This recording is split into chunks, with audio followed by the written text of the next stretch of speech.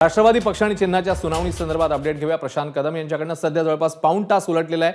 अजित पवार गटाकडून इकडे युक्तिवाद सुरू झालेले आहेत। पक्षाच्या अंतर्गत कामकाजात लोकशाहीचा अभाव आहे। कुठलीही व्यक्ती पक्षामध्ये एकाधिकारशाही गाजवू शकत नाही। शरद पवारांची निवडच नियमांना धरून नाहीये आणि ज्यांची स्वतःची निवड नियमांना धरून नाहीये ते कशा नियुक्त्या करू शकतात असा आक्षेप अजित पवार गटाने घेतलाय। तर निवडणूक न घेताच पवारांची अध्यक्षपदी निवड झाली असा आर्ग्युमेंट, असा युक्तिवाद अजित पवार गटाने केला आणि मग पवारच जर निवडून आले नाहीयेत तर इतरांची निवड कशी केली असाही प्रश्न इकडे उपस्थित करण्यात आलाय। तर आतापर्यंत नेमकं काय काय युक्तिवाद केलाय अजित पवार गटाने? पक्षाच्या अंतर्गत कामकाजात लोकशाहीचा अभाव आहे। एकच व्यक्ती सर्वाधिकार गाजवू शकत नाही, पण राष्ट्रवादीत नेमकं हेच सुरू आहे। पक्षातील नियुक्त्या प्रफुल्ल पटेलांच्या सहीने झाल्या आहेत।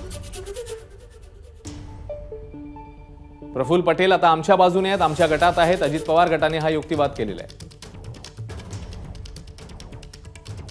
अजित पवारांची निवड ही योग्यच आहे। अजित पवारांची अध्यक्षपदी निवड झाल्यासंदर्भात सांगितलेलं होतं अजित पवार गटाने, त्यामुळे त्यांची निवड ही योग्यच आहे असं सांगण्याचा हा प्रयत्न, हा युक्तिवाद। अजित पवार गटाकडून पुन्हा एकदा शिवसेनेच्या केसचा उल्लेख झाला। गेल्या वेळी देखील हा उल्लेख झालेला होता आणि आज पुन्हा एकदा दुसऱ्या सुनावणीच्या वेळी देखील हा पुन्हा एकदा उल्लेख करण्यात आलाय। तर पक्ष कोणाचा आहे आमदार आणि कार्यकर्ते ठरवतात असं अजित पवार गटाने पुन्हा एकदा म्हटलेलं आहे। त्यामुळे आमदारांची संख्या हा पुन्हा एकदा महत्त्वाचा मुद्दा आहे, हेच अधोरेखित करण्याचा हा अजित पवार गटाचा युक्तिवाद आहे। तर आमच्याकडे 1.5 लाखाहून अधिक शपथपत्र आहेत असंही सांगण्यात आलंय अजित पवार गटाकडनं। राज्य राष्ट्रीय पदाधिकारी आमच्या सोबत आहेत।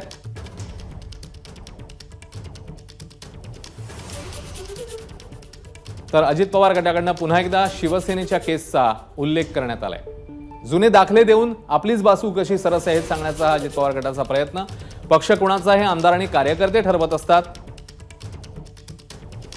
अजित पवार गटाकडनं पुन्हा एकदा आमदारांची संख्या हा उल्लेख झालेला आहे। गेल्या वेळी तसं पत्र देण्यात आलेलं होतं सविस्तरपणे आणि आमच्याकडे 1.5 लाखाहून अधिकची शपथपत्र आहेत, त्यामुळे संख्या आमच्याकडे अधिक आहे हेच सांगण्याचा हा प्रयत्न। राज्य आणि राष्ट्रीय पदाधिकारी देखील आमच्या सोबत आहेत असंही अजित पवार गटाने सांगितलेलं आहे। तर शरद पवार आपल्या घराप्रमाणे पक्ष चालवत होते। शरद पवारांवर पुन्हा एकदा आक्षेप घेण्याचा हा युक्तिवाद अजित पवार गटाकडनं। पक्षातील नियुक्त्यांवरच त्यामुळे अजित पवार गटाने आक्षेप घेतलाय। स्वतः शरद पवारांच्या नियुक्तीवरच आक्षेप घेण्यात आलेला आहे। जी व्यक्ती कधी निवडून आली नाही त्या व्यक्तीकडनं नियुक्त्या झाल्या आहेत। शरद पवारांच्या अध्यक्षपदावरच एक प्रकारे आक्षेप आणि मग त्यांनी निवडलेल्या नियुक्त्या, त्यांनी केलेल्या नेमणुका याच्यावरही आक्षेप हा घेण्यात आलेला आहे। तर त्यासोबतच सादिक अली केसचा देखील इकडे दाखला देण्यात आलेला आहे अजित पवार गटाकडनं, जिकडे आमदारांच्या संख्येला जसं आपल्या प्रतिनिधींनी मगाशी सांगितलं महत्त्व होतं। पुन्हा एकदा प्रशांतकडे जाऊया ताजी अपडेट घ्यायला। प्रशांत, जवळपास आता पाऊण तास उलटून गेलेला आहे आणि पुन्हा एकदा शरद पवारांची निवड, शरद पवारांनी केलेल्या नियुक्त्या याच संदर्भात पुन्हा एकदा आक्षेप आणि अधोरेखित करण्यात येते अजित पवार गटाकडनं।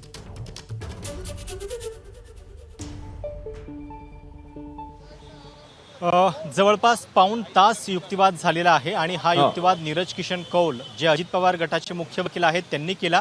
त्यांचा युक्तिवाद आता थोड्याच वेळात संपेल आणि त्याच्यानंतर मनिंदर सिंह हे अजित पवार गटाचे दुसरे वकील या ठिकाणी युक्तिवाद करताना दिसतील। पण आज प्रामुख्याने आपल्याला हे दिसलंय की शरद पवारांची जी अध्यक्षपदी निवड होती त्यालाच कायदेशीर पद्धतीनं चॅलेंज जे आहे ते होताना दिसलं। आणि अश्विन, जर इतिहास बघितला तर हे पहिल्यांदा झालेलं नाहीये की शरद पवारांच्या राष्ट्रीय अध्यक्षपदाला असं चॅलेंज, कारण याच्या आधी PS संगमा विरुद्ध शरद पवार ही केस सुद्धा निवडणूक आयोगामध्ये पोहोचलेली होती।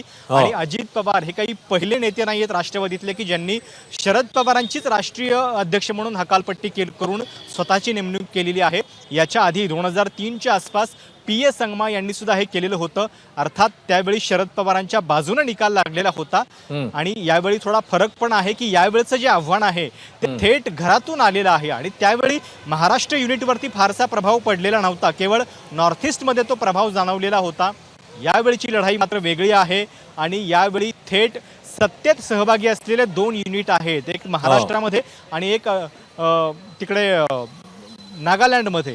या 2 राज्यांमधलं आमदारांचं युनिट जे आहे ते भाजपसोबत आहे आणि त्या दृष्टीनं यावेळची जी कायदेशीर लढाई आहे ती शरद पवारांसाठी थोडीशी अवघड मानली जाते। बघावं लागेल की या सगळ्या बाबतीत आता पुढचा आर्ग्युमेंट अजित पवार गट नेमका काय करताना दिसतोय।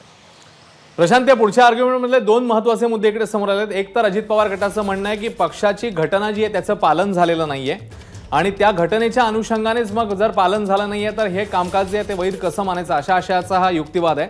प्रशांत, घटनेचं पालन होत नाहीये असा युक्तिवाद करण्यात आलाय अजित पवार गटाकडनं.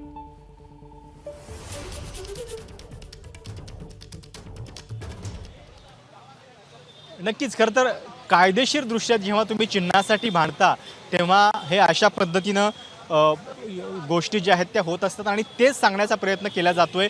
एकतर जेव्हापासून पक्ष स्थापन झाला तेव्हापासून शरद पवार हेच राष्ट्रीय अध्यक्ष म्हणून काम करत होते.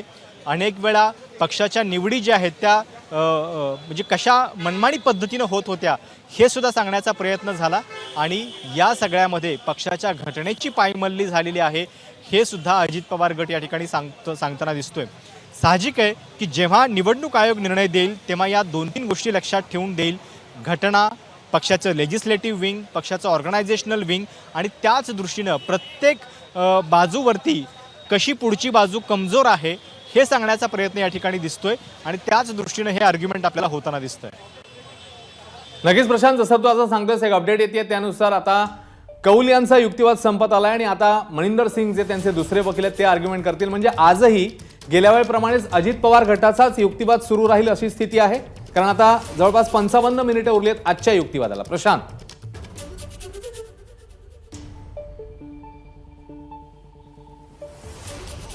पवार गटाचे मनिंदर सिंह यांचा युक्तिवाद जो आहे तो आता सुरू झालेला आहे आणि नीरज किशन कौल यांनी जवळपास म्हणजे मागच्या वेळी सुद्धा 1.5-2 तास आणि आत्ता 1 तास असा 3 तास युक्तिवाद केलेला आहे. त्याच्यानंतर आता मनिंदर सिंह यांचा हा युक्तिवाद सुरू होतोय. बघावं लागेल की अध्यक्षपदावरती ज्या पद्धतीनं नीरज किशन कौल यांनी आर्ग्युमेंट केलेलं होतं त्याच्यानंतर आता मनिंदर सिंह नेमके काय मुद्दे मांडतायत वेगळे हे आपल्याला बघावं लागेल. त्यासोबतच प्रशांत, मगाशी घटनेबद्दल आपण बोललो तर पक्षाच्या घटनेनुसार काम झालेलं नाहीये. पक्षाची घटना आणि घेतलेले निर्णय याच्यामध्ये फरक आहे असं अजित पवार गटाने सांगितलं. त्याला नेमका कोणकोणत्या निर्णयांवर त्यांना आक्षेप घ्यायचा आणि घटनेतले कोणते मुद्दे ज्याचं उल्लंघन झालंय असं अजित पवार गटाचं म्हणणं आहे. या संदर्भात काही तपशील कळलाय का? नीरज किशन कौल जे वकील आहेत, सर सर सर सर अभी चल रही है। नहीं, चल जाएगी What about today? Are going the Abhi, the hearing is on. Our side is still arguing. I have completed my arguments. Mr. Singh is continuing with his arguments. We have raised arguments on democratic principles not being followed within the organization. We have laid down the tests according to us which should be followed to decide who represents the party. According to us, our faction represents the real party in the matter and is representative of the vast majority in the party, and the various legal issues have been gone into. And we have also explained how, according to us, the principles of various bodies being represented by elected representatives, national conventions being held in terms of the spirit of the constitution have not been done. And our case is that we ought to be recognized as the representative faction and the real party, the NCP. देखिए, उसकी law Sadiq Ali से लेके supreme court की judgements तक कई grounds पे lay down करी गई है. Legislative assembly का taste है, ऑर्गेनाइजेशनल मेजॉरिटी का टेस्ट है, कॉन्स्टिट्यूशन ऑफ द पार्टी का टेस्ट है. उन सब पे बहस हो रही है. हम अपनी दलीलें रखेंगे, दूसरी साइड अपनी दलील रखेगी और उसके बाद इलेक्शन कमीशन डिसाइड करेगी कौन सा टेस्ट अपेयर करना चाहिए. अपॉइंटमेंट ही इलीगल है. नहीं, हमने ये कहा है कि हमारे हिसाब से डेमोक्रेटिक प्रिंसिपल नहीं फॉलो करे गए और नेशनल कन्वेंशन प्रॉपर्ली नहीं फॉलो करी गई इलेक्ट करने के लिए लोगों को. एंड इसलिए जो भी कन्वेंशन और अपॉइंटमेंट्स हुई हैं वो करेक्ट तरीके से नहीं हुई हैं जो 2022 में कन्वेंशन और अपॉइंटमेंट्स हुई हैं. एफिडेविट के बारे में क्या बताएंगे सर? कौन से वाला एफिडेविट? हमारे एफिडेविट, हमारे लोग हैं, उन्होंने सही एफिडेविट दिए. हमारे 1 लाख एफिडेविट हैं, दूसरे साइड के कम 40,000 से भी ज़्यादा नहीं है. और हमारा ये कहना है कि we represent the overwhelming majority in the party. तर हे होते नीरज किशन कौल. नीरज किशन कौल हे अजित पवार गटाचे प्रमुख वकील आहेत नीरज किशन कौल आणि त्यांनी सांगितलं की त्यांचं आर्ग्युमेंट पूर्ण झालेलं आहे. प्रामुख्यानं पक्षाच्या घटनेचा आधार घेत त्यांनी या सगळ्या गोष्टी ज्या आहेत त्या कशा मनमानी पद्धतीनं होत आहेत हे सांगायचा प्रयत्न केला. ॲफिडेव्हिट्सबद्दल पण त्यांचं म्हणणं आहे की आम्ही सगळे ॲफिडेव्हिट जे आहेत ते योग्य पद्धतीने दिलेले आहेत. आता मनिंदर सिंह जे अजित पवार गटाचेच दुसरे वकील आहेत ते आर्ग्युमेंट करताना दिसत आहेत. बघावं लागेल की त्यांच्या सगळ्या आर्ग्युमेंटमध्ये नेमके कुठले वेगळे मुद्दे समोर येत आहेत. नक्कीच प्रशांत, आणि राष्ट्रवादीमधल्या नियुक्त्या, त्याच्यानंतर त्याच्या घटनेचं पालन न होणं, आणि आणखी एक मुद्दा आता समोर आला जो कौल यांनी म्हणला, तो म्हणजे लोकशाही तत्वाचं पालन झालेलं नाहीये राष्ट्रवादीमध्ये, असाही एक मुद्दा प्रामुख्याने लावून धरलेला आहे अजित पवार गटाने. प्रशांत,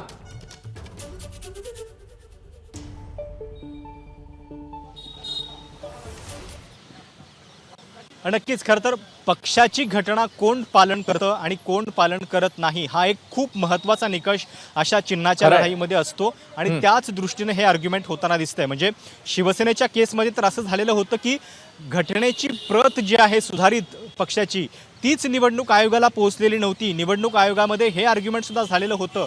अर्थात राष्ट्रवादीच्या बाबतीत किमान ती काळजी त्यांनी घेतलेली आहे. म्हणजे शरद पवारांना या सगळ्या लोकशाही प्रक्रियांचं किमान माहिती भान जे आहे ते आहे आणि त्या दृष्टीने त्यांनी या सगळ्या निवडी ज्या आहेत त्या वेळोवेळी निवडणूक आयोगाला कळवलेल्या आहेत. आता म्हणजे मागच्या वेळची सुद्धा जी निवड होती शरद पवारांची अध्यक्ष म्हणून, त्या संदर्भातलं सुद्धा कम्युनिकेशन त्यांनी निवडणूक आयोगाला केलेलं होतं.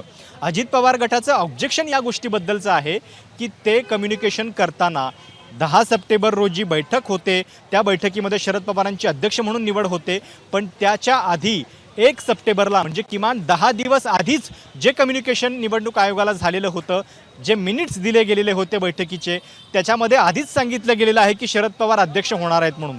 तर हे आधीच जर सगळं म्हणजे अपेक्षित असेल तर ती प्रक्रिया लोकशाहीला धरून आहे का, हा त्यांचा एक प्रमुख प्रश्न आहे.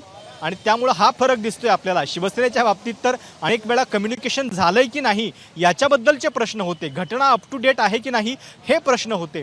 राष्ट्रवादीच्या बाबतीत घटना आहे पण घटनेच्या नुसार कामकाज होतंय की नाही याच्यावरती सुद्धा आता आर्ग्युमेंट होताना दिसतंय. आणि जे कम्युनिकेशन अध्यक्षपदाच्या निवडीबाबत झालं ते कसं चुकीचं होतं, लोकशाहीच्या नियमांना धरून नाहीये, हे सांगण्याचा प्रयत्न अजित पवार गटाकडनं केला जातोय. त्यासोबतच प्रशांत, कौल यांनी आता माध्यमांशी बोलताना 2 आणखी मुद्दे मांडले. ते म्हणजे आमच्याकडे 1 लाखाहून अधिक शपथपत्र आहेत, तर समोरच्यांकडे म्हणजे शरद पवार गटाकडे 40,000 देखील नाही आहेत.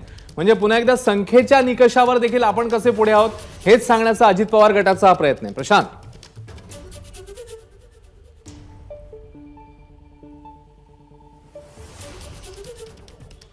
नक्कीच, पण या प्रतिज्ञापत्रांच्या संख्येमध्ये आयोग खरोखर पडेल का हे बघावं लागेल. कारण शिवसेनेच्या बाबतीत तर अगदी 20-25 लाख प्रतिज्ञापत्र निवडणूक आयोगामध्ये पोहोचलेली होती आणि अक्षरशः ट्रक भरून पुरावे, म्हणजे 2-3 वेळा आम्ही ट्रक इथं येऊन कागद आतमध्ये जाताना बघितलेली होती, पण निकालामध्ये या कागदपत्रांचा काहीही उल्लेख, त्याचा उपयोग झाल्याचं दिसलेलं नव्हतं. आता राष्ट्रवादीच्या बाबतीत तशी तुलनेनं संख्या खूपच कमी आहे. म्हणजे 1 लाख जरी असले तरी ती संख्या खूप कमी आहे. कारण शिवसेनेच्या बाबतीत जवळपास 20-25 लाख कागदपत्र आतमध्ये गेलेली होती. त्या कागदपत्रांचं खरोखर पुढं काय झालं, कारण एवढी जर कागदपत्र तपासायची तर किती वेळ लागलेला असता, पण एवढा वेळ सुद्धा निवडणूक आयोगाला निर्णय घ्यायला लागलेला नव्हता. त्यामुळे त्या कागदपत्रांकडे खरोखर बघितलं गेलं का हा एक वेगळा प्रश्न आहे. पण या केसमध्ये हा दावा केला जातोय कारण शेवटी कसं आहे, ऑर्गनायझेशनल विंग जे आहे त्या ऑर्गनायझेशनल विंगचं बहुमत तुम्हाला अशाच प्रतिज्ञापत्रांच्या आधारे निवडणूक आयोगाला दाखवावं लागतं. आणि त्यामुळं ज्या दिवशी अजित पवारांनी शपथ घेतली त्याच रात्रीपासून हे काम जे आहे ते समोरच्या गटानं आणि त्याही गटानं सुरू केलेलं होतं. प्रतिज्ञापत्र म्हणजे आपल्याला मुंबईमधली ती जर नॅशनल कन्व्हेन्शन आठवत असेल की जेव्हा पहिलं जाहीर भाषण अजित पवारांनी केलेलं होतं, त्या ठिकाणी प्रतिज्ञापत्रांसाठी सुद्धा एक टेबल लावण्यात आलेला होता आणि तिथं प्रतिज्ञापत्र भरून घेतली जात होती. तर या प्रतिज्ञापत्रांचा असा वापर या कायदेशीर लढाईमध्ये होत असतो आणि त्या बळावरती दावे सुद्धा केले जातात. पण निकाल येताना खरोखर या प्रतिज्ञापत्रांच्या आधारे किती येईल, का एक वेगळंच कारण पुढे केलं जाईल, हे सुद्धा आपल्याला बघावं लागेल शिवसेनेचा अनुभव पाहता. प्रशांत, इकडे पुन्हा एकदा घटनेचा उल्लेख वारंवार करण्यात येतो आणि आता एक घटनेसंदर्भातलं आर्ग्युमेंट झालं, ते म्हणजे घटनेच्या आधारे, घटनेला धरून ही जी आहे शरद पवारांची निवड जी आहे ती झालेली नाहीये, त्यांनी सर्व नियम हे पायदळीत उडवलेले आहेत.